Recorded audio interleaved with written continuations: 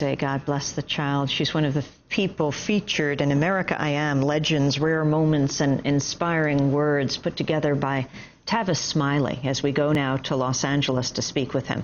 There was another large gathering this weekend, the last weekend of Black History Month. Over 6,000 people gathered for the 10th annual State of the Black Union Convention. Speakers included Jesse Jackson, Sr., Al Sharpton, Congressmember Maxine Waters, Republican National Committee Chair Michael Steele, and writers Michael Eric Dyson, Lonnie Guinier, Van Jones, Randall Robinson, and Cornel West. President Obama also addressed the conference via video.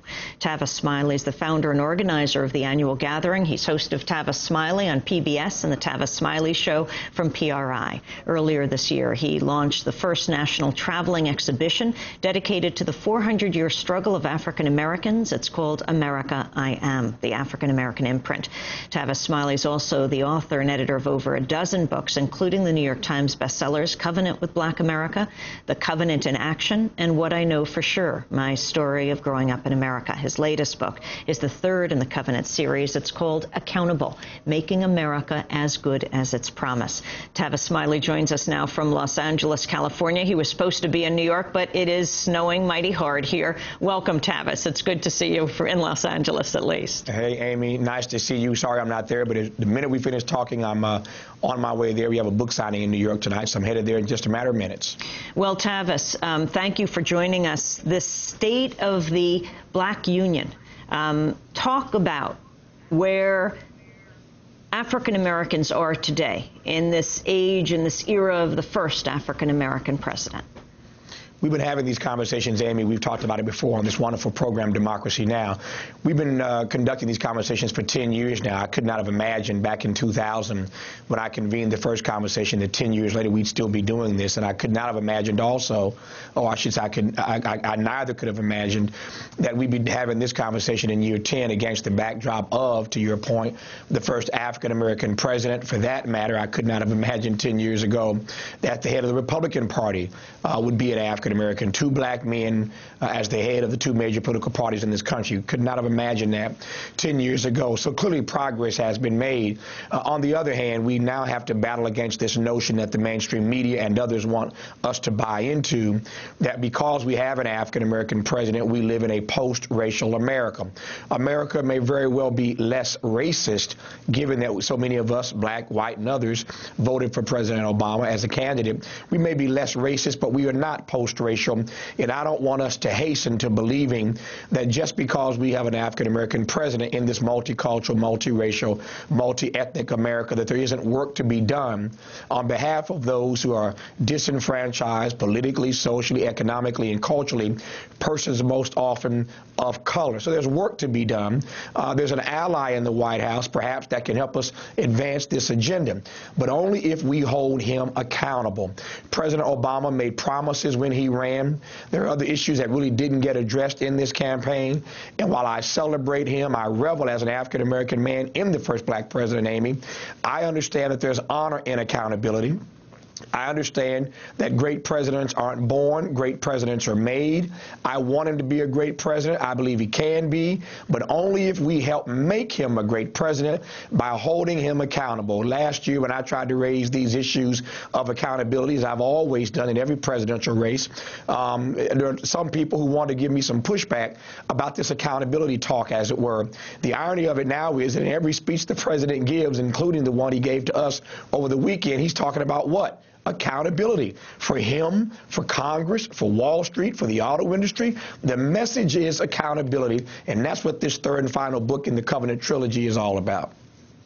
How do you think President Obama rates so far in these first 2 months of his administration, if that? We're not even at 2 months.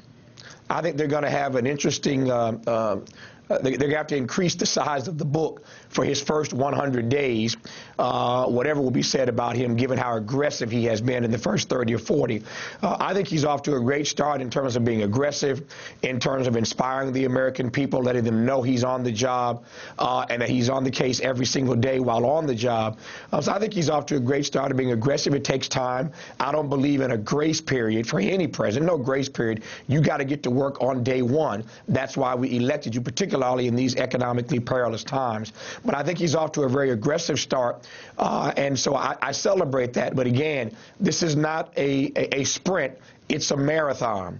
And what this book, Accountability, does is two simple things, but I think two poignant and powerful things. It lays out on the top 10 issues that matter to so many Americans what Obama promised as candidate. We want you to know what he promised on these major issues like health and education and the digital divide and the criminal justice system, et cetera, et cetera. These top 10 issues, economics, of course. What did he promise as a candidate? That's what the book lays out in detail with citations and sources, when he said it, where he said it, in what context he said it. So the book lays out in a very detailed way what he promised as president. Promises made ought to be promises kept. But right along in this, with these facts and this data, Amy, we lay out what we, everyday American citizens, can do to help advance that agenda. So it's about him. It's about us. I believe that his accountability, and quite frankly, that of all elected and otherwise persons known as leaders, our responsibility is their accountability. Put another way, their accountability is our responsibility. And that's what the book lays out as a book has never done,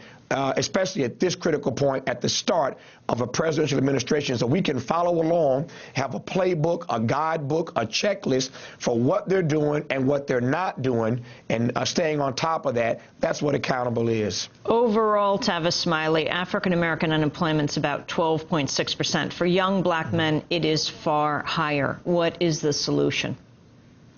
In a single word, jobs. We need jobs. We need jobs now. We need jobs to come out of this stimulus package. And unlike the TARP money, we need these jobs to actually trickle down to the persons who need them. I celebrate the stimulus package. I think it's a step in the right direction. I'm like most of every other American, I suspect, Amy. I'm not excited about the banks getting more money, but I respect the direction the president is moving in. I appreciate the fact that he's being aggressive about this. But at the end of the day, there's a lot of talk in Washington that never becomes transformative. It never trickles down, pardon the pun, to the people who actually need it. And so the answer, in a word, is jobs. We need them now, and we need an abundance of them. Among the issues discussed at the State of the Black Union conference this weekend was U.S. policy towards Africa. I wanted to get your response to Glenn Ford, who is with the Black Agenda Report, who said what you have with Obama is a U.S. corporate empire with a black face, and that could be destructive, he said. Your response, Tavis? Well, I think every president heads a corporation. The truth of the matter is, if we want to be honest about this, America was a corporation before it was a country. So that every president, black, white, Republican, Democrat, is really the head of a corporation, and we got to be honest about that. Business, was it Calvin Coolidge who once said the business of America is business? That's just a reality. We have to deal with that. It's part of what makes the American empire what it is. It's the greed, quite frankly, on corporate America's part that's got us in the mess that we're in right now.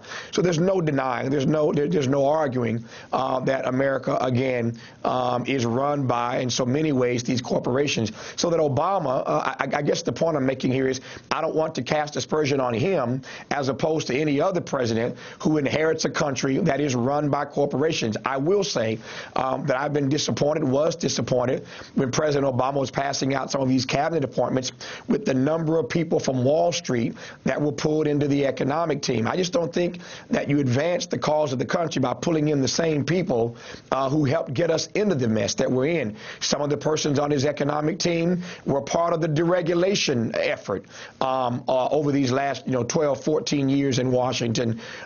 Certainly during the Clinton administration, there was some deregulation, and we just got to be honest about saying that at the end of the day, we have got to pull America out of this malaise. And again, I'm willing to give the president time to do that, even though I might not agree with members of his team and some of those choices. I'm willing to give them an opportunity to see what happens here, but we just got to tell the truth about these issues and keep the pressure on the White House to make sure, again, that everyday people do not get left out of this conversation. There's been so much conversation, Amy, as we all know, about Wall Street. Every now and then, some conversation